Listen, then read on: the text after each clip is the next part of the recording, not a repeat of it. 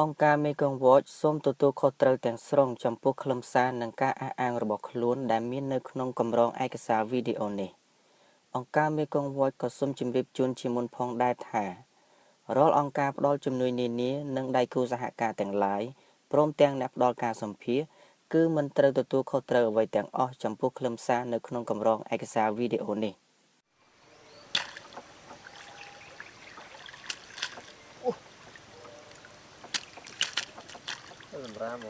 រាមទឹកឡើង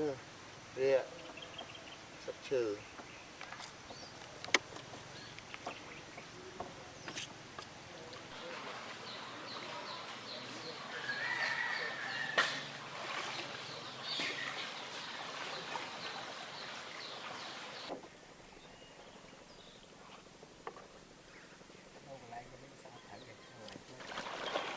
ផ្ទៃដី 80% របស់ប្រទេសកម្ពុជាគឺស្ថិតនៅក្នុងតំបន់អាងទន្លេមេគង្គដៃទន្លេមេគង្គចំនួន3ដូចជាទន្លេសេសានស្រែពកនិងទន្លេសេកុងបានហូរកាត់ភូមិភាគឦសានក្នុងប្រទេសកម្ពុជាទន្លេទាំង3នេះគឺជាដៃទន្លេមេគង្គដ៏ធំបំផុតអក្សរខាងដើមរបស់ឈ្មោះទន្លេទាំង3នេះក៏ត្រូវបានប្រើប្រាស់ដើម្បីហៅឈ្មោះតំបន់នេះថាជាតំបន់ទន្លេស3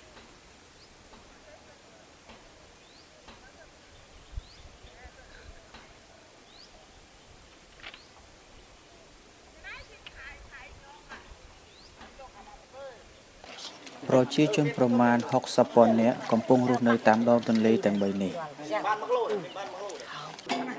10% នៃប្រជាជនកម្ពុជាគឺជាជនជាតិដើមភាគតិចមានជនជាតិដើមភាគតិចជាច្រើនក្រុមដែលកំពុងរស់នៅក្នុងតំបន់ទន្លេស3នេះដូចជាជនជាតិឡាវជនជាតិចារាយនិងជនជាតិព្នងកាលពីមុនតំបន់នេះធ្លាប់គ្របដណ្ដប់ទៅដោយព្រៃឈើប្រណិតជាច្រើនជីវភាពរស់នៅរបស់ប្រជាជននៅតំបន់នេះគឺពឹងផ្អែកទាំងស្រុងលើការធ្វើស្រែស្រូវវស្សាតាមបែបប្រពៃណីនិងការប្រើប្រាស់ធនធានដ៏សម្បូរបែបពីព្រៃឈើនិងទន្លេទាំង3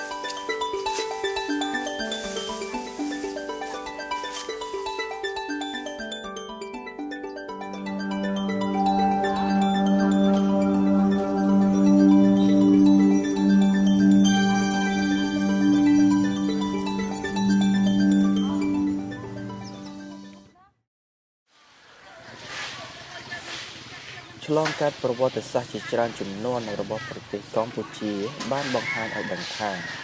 ប្រជាជនក្នុងតំបន់នេះបានពឹងផ្អែកលើដំណាំស្រូវនិងត្រីដើម្បីចិញ្ចឹមជីវិតយោងតាមស្ថិតិបានឲ្យដឹងថាប្រជាជនកម្ពុជាម្នាក់បរិភោគត្រីទឹកសាបចំនួន40គីឡូក្រាមក្នុងមួយឆ្នាំហើយបរិភោគ 76% នៃម្ហូបអាហារសាច់ដែលមានប្រភពពីត្រីប្រជាជនកម្ពុជាទទួលបានប្រូតេអ៊ីន 37% ជីវជាតិដែក 32% និងសារជាតិខ្លាញ់ 28% ពីការបរិភោគត្រី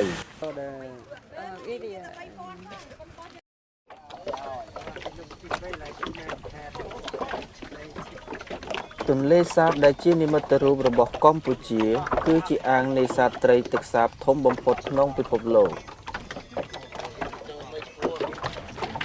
ត្រីប្រមាណជា200ប្រភេទរស់នៅក្នុងបឹងទន្លេសាបនិងតំបន់ជុំវិញបឹងនេះហើយប្រជាជន1លាន2សែននាក់កំពុងរស់នៅដោយពឹងអាស្រ័យលើការនេសាទត្រីពីទន្លេសាបនេះ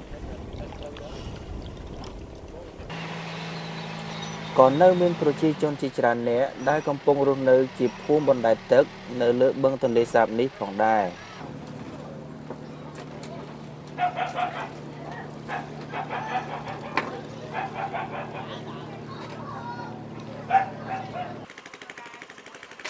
កាលពីដើមនៅក្នុងរដូវដែលទំនេរពីការងារកសិកម្មប្រជាជនជាច្រើនបានមកប្រមូលផ្ដុំគ្នានៅបឹងទន្លេសាបដើម្បីនេសាទត្រីសម្រាប់ធ្វើជាប្រហុកដែលអាចបរិភោគបានពេញមួយឆ្នាំ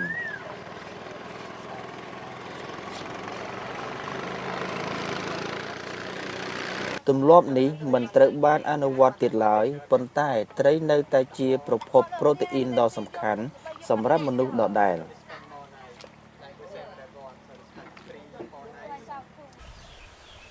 ត្រីទន្លេមេគង្គបានធ្វើបំលាស់ទីយ៉ាងឆ្ងាយនៅក្នុងទន្លេមួយនេះ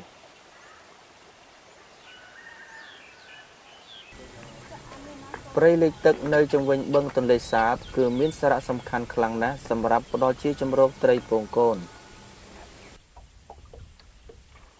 ត្រីជាច្រើនបានបំលាស់ទីទៅកាន់ទន្លេស្រែពកនិងដៃទន្លេផ្សេងៗទៀតផងដែរដើម្បីបង្កកំណើត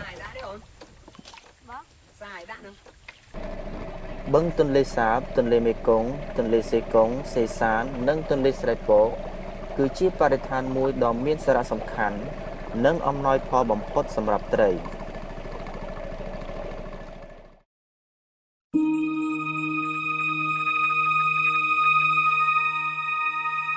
ក្រោយពីឆ្លងកាត់សម័យខ្មែរក្រហមប្រជាជនជាមួយលាននាក់បានអះអាងថាមានការសម្លាប់រង្គាលហើយបច្ចុប្បន្ននេះប្រទេសកម្ពុជាគឺកំពុងតែស្ដារឡើងវិញនៅសុខសន្តិភាពរបស់ខ្លួនទោះជាយ៉ាងណាក៏ដោយការអភិវឌ្ឍសេដ្ឋកិច្ចយ៉ាងខ្លាំងក្លានាពេលបច្ចុប្បន្ននេះបាននឹងកំពុងជះឥទ្ធិពលអាក្រក់ក្នុងរូបភាពផ្សេងៗមកលើជីវភាពរស់នៅរបស់ប្រជាជនកម្ពុជាតម្រូវការថាមពលអគ្គិសនីរបស់ប្រទេសកម្ពុជាមានការកើនឡើងស្របនឹងជំហាននៃការអភិវឌ្ឍសេដ្ឋកិច្ចក៏កំពុងកើនឡើងដែរនៅក្នុងឆ្នាំ2012គ្រួសារត្រឹមតែ23%ប៉ុណ្ណោះដែលមានអគ្គិសនីប្រើប្រាស់ប៉ុន្តែរដ្ឋាភិបាលកម្ពុជាបានព្យាករណ៍ថាតម្រូវការថាមពលនឹងកើនឡើងដល់1000គីឡូវ៉ាត់ម៉ោងនៅក្នុងឆ្នាំ2018ដែលកើនឡើងពីរដងបើធៀបនឹងឆ្នាំ2014ដែលត្រូវការ5000គីឡូវ៉ាត់ម៉ោងហើយអាងទន្លេមេគង្គត្រូវបានរំពឹងថានឹងបានចូលរួមចំណែកនៅក្នុងការផលិតថាមពលអគ្គិសនីសម្រាប់ប្រើប្រាស់ក្នុងតំបន់ទាំងមូលគោលបំណងចម្បងរបស់ទំនប់វារីអគ្គិសនីសេសានក្រោម2គឺដើម្បីផ្គត់ផ្គង់ថាមពលអគ្គិសនីទំនប់នេះនឹងអាចផលិតថាមពលអគ្គិសនីបាន400មេហ្គាវ៉ាតវាមានកម្ពស់ប្រហែល40ម៉ែត្រនិងលាតសន្ធឹងលើផ្ទៃដីប្រមាណជា8គីឡូម៉ែត្រហើយផ្ទៃដី33,500ហិកតានឹងត្រូវលិចទឹកដោយសារតែទំនប់វារីអគ្គិសនីមួយនេះវាមានទំហំប្រហែលជា 50% នៃផ្ទៃដីទីក្រុងភ្នំពេញទំនប់វារីអគ្គិសនីនេះនឹងត្រូវសាងសង់នៅខ្សែទឹកខាងក្រោមចម្ងាយ 1.5 គីឡូម៉ែត្រពីចំណុចប្រសពគ្នា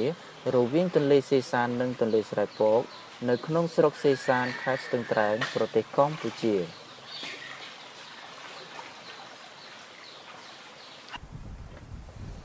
ទំនប់នេះជាប្រភេទគម្រោង BOT ដែលមានការសាងសង់ដំណើរការនឹងផ្ទេរនឹងត្រូវចំណាយពេល5ឆ្នាំដើម្បីសាងសង់ឲ្យរួចរាល់ហើយក្រោយពីដំណើរការបានរយៈពេល40ឆ្នាំនឹងត្រូវផ្ទេរកម្មសិទ្ធិឲ្យរដ្ឋាភិបាលកម្ពុជាការសាងសង់ទំនប់វារីអគ្គិសនីសេសានក្រោម2នេះបានចាប់ផ្ដើមហើយប៉ុន្តែប្រជាជនភាគច្រើននៅក្នុងតំបន់នោះមិនទាន់បានទទួលព័ត៌មានអំពីការសាងសង់នេះនៅឡើយទេ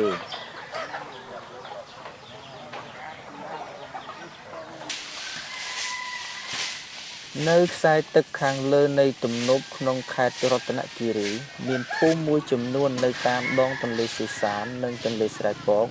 ធ្លាប់ទទួលរងនៅផលប៉ះពាល់យ៉ាងធ្ងន់ធ្ងររួចទៅហើយ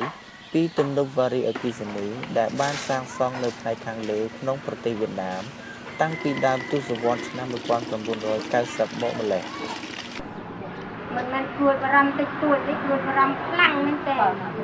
ទៅចាពីជប់អីច្រឡំថ្លិចទៅថានៅហែលរួចទៅរួចសឹងត្រីទឹកលិចហែលមិនរួចទេគ្មានកម្លាំងទៅថាលិចស្វេស្វាទៅដើមឈើឲ្យដឹងសត្វអីថាខ្ញុំមកដល់គ្នាទៅក្អែបលិចខាតចង់ងាប់ក្អែបអីទេមានបញ្ហាទេតើជួនកាលណាវារាក់នៅគ្នានឹងសត្វពោះក្អែបអត់មានទេបើថាថាគូខំក្អែបខំមិនគ្មានទេមានតែជំងឺចាជួនកាលអាភ្នែកនេះហោមឡងក៏ហមមើលអីមិនឃើញទេអានោះលៀនចំណត់ភ្នែកមិនពី3ថ្ងៃហើយទេណាមួយខែអាអ្នកខ្លះបានជាភ្នែក เมียนแต่ไปเจอขมาวนั่นลงก็ห้อมเลียนก็ห้อมให้เลียนที่เฮาก็ปนแนกป่ะดักน้ำเป็ดน้ำไอ้ก็อัตราเนี่ยจะดำพวกเตะเนี่ยเนี่ยน้ำโบราณลาวยังเฮาไอ้ดำพวกนั่นมันมีเป็นสีดำក្រោយពីទំនប់សាងសង់រួចយើងកាត់ជំងឺរមាស់បន្ទាប់ពីងូតទឹកទន្លេរួចហើយភ្នែករបស់យើងប្រែទៅជាក្រហមការរក្សាទឹកនៅក្នុងអាងស្តុកទឹករបស់ទំនប់វារីអគ្គិសនីក្នុងតំបន់ត្រូពិកធ្វើឲ្យគុណភាពទឹកថយចុះការដែលបង្ហូរទឹកចេញភ្លាមៗពីទំនប់ក៏បានបណ្ដាលឲ្យមនុស្សនៅក្នុងតំបន់យ៉ាងហោចណាស់32នាក់បានស្លាប់បើគិតចាប់តាំងពីទំនប់វារីអគ្គិសនីនោះបានសាងសង់រួចសត្វចិញ្ចឹមអ្នកភូមិជាច្រើនត្រូវបានបាត់បង់កាលពីមុនអ្នកភូមិធ្លាប់ដាំដំណាំនៅតាមច្រាំងទន្លេប៉ុន្តែឥឡូវពិតជាមានការលំបាកក្នុងការដាំដំណាំបែបនេះបំពួននេះទៀតគឺទឹកចំនួនគឺរយៈ3ថ្ងៃដែរបាទហើយជាងគឺមានលិចលងបាត់ផ្ទះបាត់ស្បែកបាត់គោបាត់ក្របីបាត់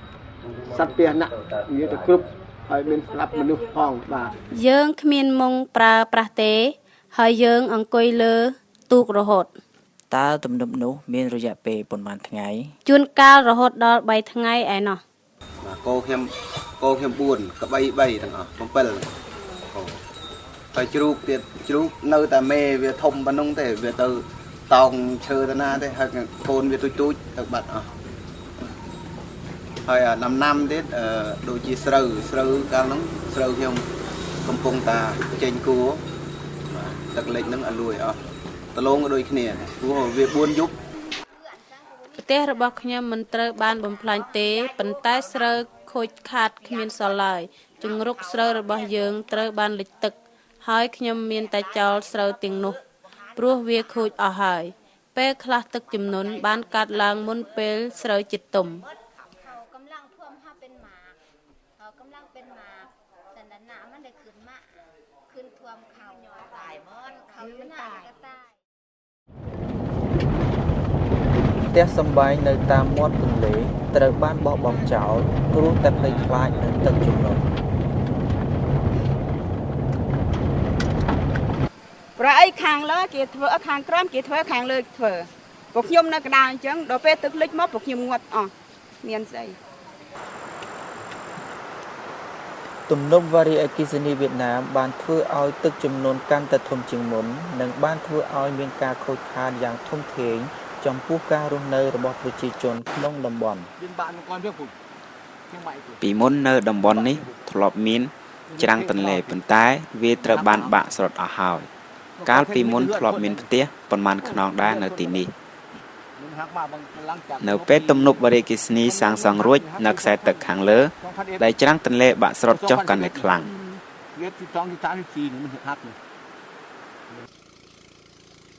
ប្រជាជននៅទីនេះកំពុងតែមានការព្រួយបារម្ភយ៉ាងខ្លាំងប្រសិនបើទំនប់វារីអគ្គិសនីត្រូវបានដំណើរការនៅខ្សែទឹកខាងលើ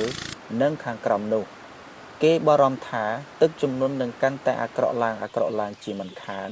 ហើយយើងក៏មិនអាចនេសាទត្រីបានដូចមុនទៀតឡើយត្រីនេះមានតម្លៃ$40តម្លៃនេះពិតជាថ្លៃពេកហើយសម្រាប់អ្នកភូមិ7គីឡូស្ទើរខំ2ខំ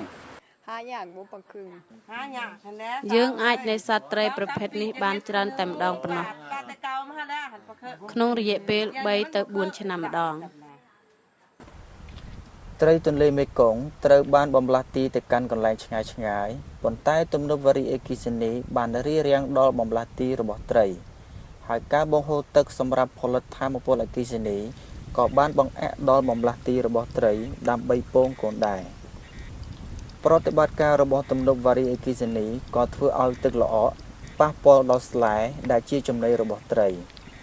បំលាស់ទីរបស់ត្រីត្រូវបានរងផលប៉ះពាល់ចាប់ពីពេលដែលទំនប់វារីអគ្គិសនីសេសានក្រោម2បានចាប់ផ្ដើមសាងសង់មកម្លេះព្រឹកល្ងាចហើយយើងបានបន្លាក់ឲ្យទុកកម្មនេះអត់ទេសឹងថាចាប់ពីអីគេហៅថារដូវអីត្រីឡើងណាខ្ញុំមិនលាក់បាំងទេបានផ្អ5គីឡូនឹងបានមិនបាន5គីឡូបានពាក់កដាលតែប៉ុណ្ណឹង โดยឆ្នាំមុនហ្នឹងគឺខ្ញុំអូយសម្បូរបងខ្ញុំបានច្រើនមែនទេណាខ្ញុំនិយាយទៅថាបានដល់ឆ្នាំនេះខ្ញុំតាមដានហើយខ្ញុំសួរបងប្អូនអ្នករកក៏ដូចគ្នាដែរបាទតាំងពីក្រមមករហូតដល់ដូចគ្នាគឺឆ្នាំនេះគឺដោយសារដែលយើងថាគេធ្វើទំនប់ដល់អញ្ចឹងខ្ញុំទៅឃើញជាក់ស្ដែងតែគេបិទអាដេញទលេយើងធម្មតាហើយគេពំវៀងទៅក្នុងហើយគេកំពុងធ្វើអាដេញសັບកម្មករគេណាហើយវាក៏តមញ័រតែប៉ុណ្ណាហើយទម្រាំយើងដូចយើងថាកន្លែងវាក៏ចេះខ្លាចដែរតើវាទឹកហូរខ្លាំងទៅវាអត់ហ៊ានឡើងទេបាទហើយទៅសម្បូរខាងទិញត្រីនោះវាត្រីវាជះទៅខាងសេកុងមេកុងនឹងឃើញបាទអញ្ចឹងគឺខ្ញុំដឹងថាវាអត់ឡើងទេវាខ្លាចទោះបីជាមានផែនការធ្វើផ្លូវឲ្យត្រីឆ្លងកាត់ទំនប់វារីអគ្គិសនីក៏ដោយតែផ្លូវត្រីនេះមិនមានប្រសិទ្ធភាពទេសម្រាប់ត្រីនៅក្នុងទន្លេមេគង្គ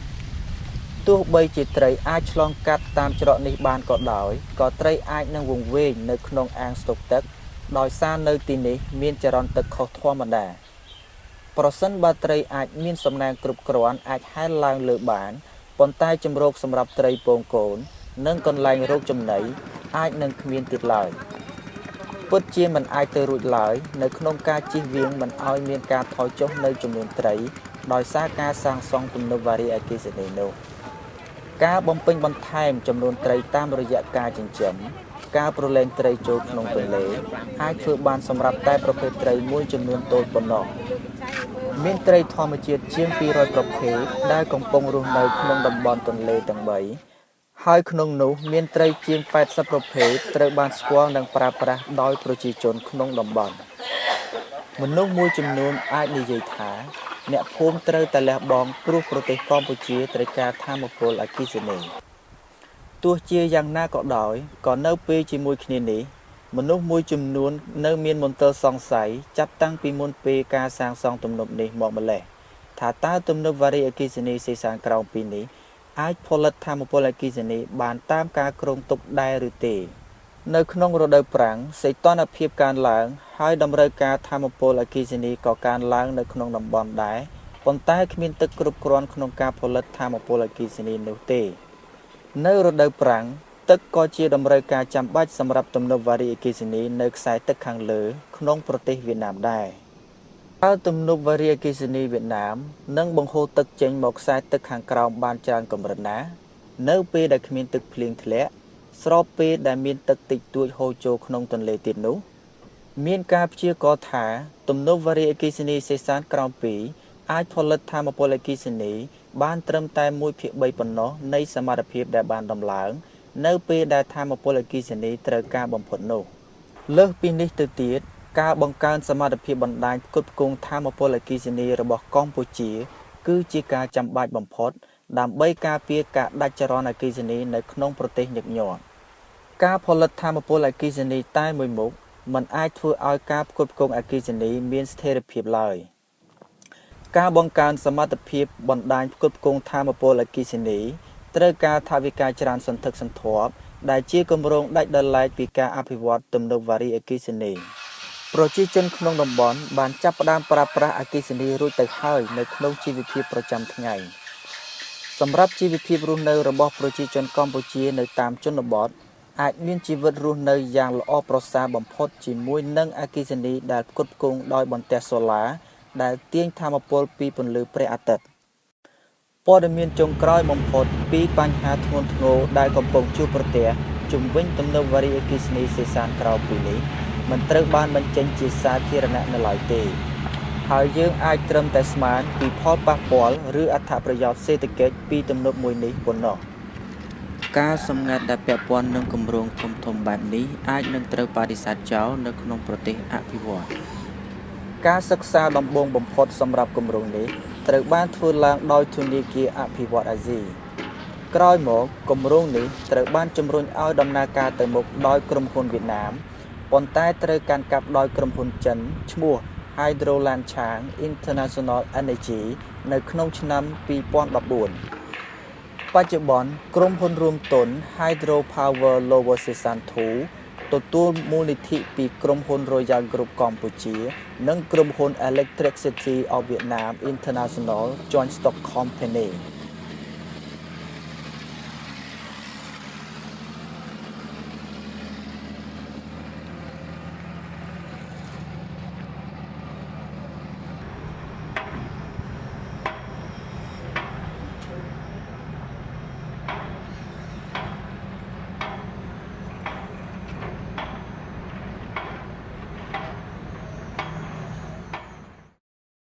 ក្នុងចំណោមប្រជាជនកម្ពុជា15លាននាក់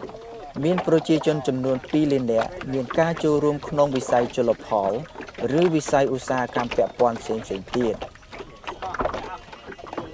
យោងតាមការព្យាករណ៍តម្លៃសេដ្ឋកិច្ចប្រចាំឆ្នាំបានលើកឡើងថាផលដែលទទួលបានពីការនេសាទត្រីទឹកសាបមានកម្រិតខ្ពស់រហូតដល់ទៅ$1000 លានបឹងទន្លេសាបគឺជាជង្រុកត្រីដ៏ធំបំផុតមួយរបស់ពិភពលោកប៉ុន្តែចំនួនត្រីត្រូវបានធ្លាក់ចុះជារៀងរាល់ឆ្នាំមូលហេតុដែលធ្វើឲ្យចំនួនត្រីធ្លាក់ចុះនេះគឺមិនមែនដោយសារតែការនេសាទលើសកម្រិតតែមួយមុខប៉ុណ្ណោះទេប៉ុន្តែក៏បណ្ដាលមកពីការរិចរិលនៃប្រព័ន្ធអេកូឡូស៊ីដោយសារតែការសាងសង់ទំនប់វារីអគ្គិសនីតាមដងទន្លេមេគង្គផងដែរតំបន់ទន្លេស3ត្រូវបានទទួលស្គាល់ថាជាជម្រកត្រីពងកូនដ៏សំខាន់សម្រាប់ត្រីទន្លេមេគង្គតែទោះជាយ៉ាងណាក៏ដោយការវាយតម្លៃហេតុប៉ះពាល់បរិស្ថានមិនធ្លាប់ត្រូវបានធ្វើឡើងឡើយសម្រាប់ផលប៉ះពាល់ដែលអាចកើតមានមកលើបឹងទន្លេសាប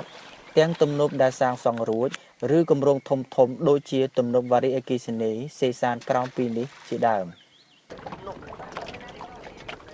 ការថយចុះនៅបរិមាណត្រីដែលបណ្ដាលមកពីការសាងសង់ទំនប់វារីអគ្គិសនីសេសានក្រោម2នឹងមានផលប៉ះពាល់អវិជ្ជមានយ៉ាងធ្ងន់ធ្ងរពុំអាចវាស់វែងបានលើសន្តិសុខស្បៀងរបស់ប្រជាជនកម្ពុជារឿងដែលគួរឲ្យភ្ញាក់ផ្អើលនោះគឺស្ទើរតែគ្មានការយល់ដឹងអំពីការពិតមួយនេះទាល់តែសោះនៅក្នុងប្រទេសកម្ពុជាផលប៉ះពាល់ពីទំនប់វារីអគ្គិសនីនេះគឺមិនមានកំណត់ទេចំពោះកម្ពុជាទំនប់វារីអគ្គិសនីនេះមិនត្រឹមតែរារាំងលំហូរទឹកប៉ុណ្ណោះទេប៉ុន្តែថែមទាំងរារាំងលំហូរដីល្បាប់ផងដែរការបាត់បង់លំហូរដីល្បាប់ដែលសម្បូរទៅដោយជីជាតិនឹងបណ្ដាលឲ្យមានផលប៉ះពាល់យ៉ាងធ្ងន់ធ្ងរដល់ខ្សែទឹកខាងក្រោមទំនប់វារីអគ្គិសនីសេសានក្រោម2ត្រូវបានព្យាករណ៍ថានឹងធ្វើឲ្យដីល្បាប់ដែលហូរមកពីទន្លេទាំងពីរនេះថយចុះចាប់ពី 6% ទៅ 8%ប្រជាជនដែលរស់នៅក្នុងតំបន់មួយក្នុងចំណោមតំបន់ដែលផលិតដំណាំស្រូវធំបំផុតក្នុងពិភពលោកគឺជាតំបន់ដីសណ្ដទន្លេមេគង្គដែលឥឡូវនេះត្រូវបានទទួលរងផលប៉ះពាល់ពីជាតិអំបិលដោយសារការកើនឡើងនៃនីវ៉ូទឹកសមុទ្រនិងការថយចុះនៃលំហូរដីល្បាប់ពីទន្លេមេគង្គខ្សែទឹកខាងលើទំនប់វារីអគ្គិសនីសេសានក្រោម2នឹងធ្វើឲ្យស្ថានភាពនេះកាន់តែធ្ងន់ធ្ងរឡើងការថយចុះនៅលំហូរទឹកដែលសម្បូរទៅដោយសារធាតុសរីរាង្គទំនងជាប៉ះពាល់ដល់វិស័យជលផលសមុទ្ររបស់វៀតណាមនៅពេលអនាគតដ៏ខ្លីខាងមុខនេះទោះបីជាមានកត្តាអវិជ្ជមានទាំងនេះក៏ដោយក៏ការសាងសង់ទំនប់វារីអគ្គិសនីនៅតែបន្តដំណើរការទៅមុខដោយគ្មានការឯកភាពពីសំណាក់ប្រជាជនតាមមូលដ្ឋានដែរប្រជាជនចំនួន 5000 នាក់ភាគច្រើនជាក្រុមជនជាតិដើមភាគតិចដែលបច្ចុប្បន្នកំពុងរស់នៅក្នុងភូមិដែលនឹងត្រូវផ្លាស់ប្ដូរទីលំនៅថ្មីប្រជាជនមួយចំនួនបានទទួលរងនឹងការគំរាមកំហែងពីមន្ត្រីរដ្ឋាភិបាលក្នុងពេលដំណើរការស្ទង់មតិសម្រាប់ការផ្លាស់ប្ដូរទីលំនៅថ្មីនិងការកសាងឲ្យមានកិច្ចព្រមព្រៀងនេះឡើង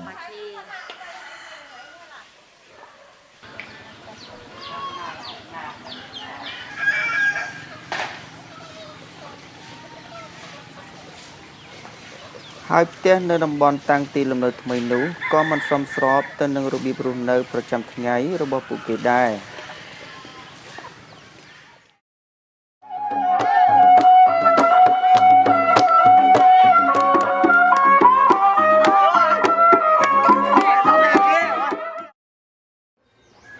មិនចង់ចេញហ្មងស្ដាយទន្លេនេះសំខាន់ហ្មងទន្លេព្រៃឈើដីនេះទន្លេមិនងាយរកបានទេពួកខ្ញុំមិនធ្លាប់នៅព្រៃភ្នំទេ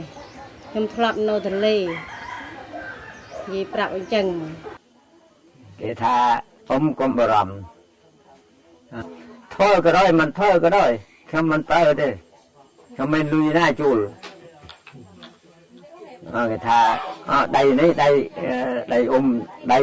ដៃខ្ញុំហើយនេះដៃអទឹកលិចនេះក៏ដៃខ្ញុំថាអញ្ចឹងយើងខ្ញុំចង់ឲ្យខាងក្រុមហ៊ុននឹងមកជួបពិភាក្សាជាមួយអ្នកភូមិ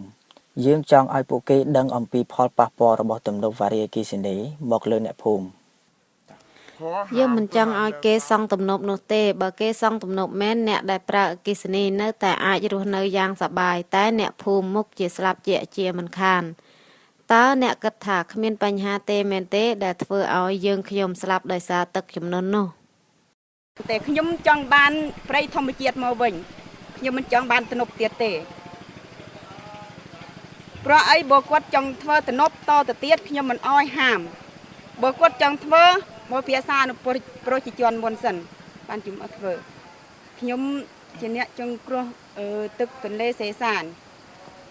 មានប្រជាជនប្រមាណ 80,000 នាក់កំពុងរស់នៅក្នុងតំបន់ខ្សែទឹកខាងលើនៃទំនប់វារីអគ្គិសនីក្នុងខេត្តស្ទឹងត្រែងនិងខេត្តរតនគិរីបន្ថែមលើនេះមានប្រជាជនដែលកំពុងរស់នៅក្នុងតំបន់ខ្សែទឹកខាងក្រោមប្រមាណជា 10,000 នាក់នឹងត្រូវរងផលប៉ះពាល់អវិជ្ជមានពីទំនប់វារីអគ្គិសនីនេះដែរប្រសិនបើការសាងសង់ទំនប់វារីអគ្គិសនីបន្តដំណើរការទៅមុខតាមការគ្រោងទុកនោះ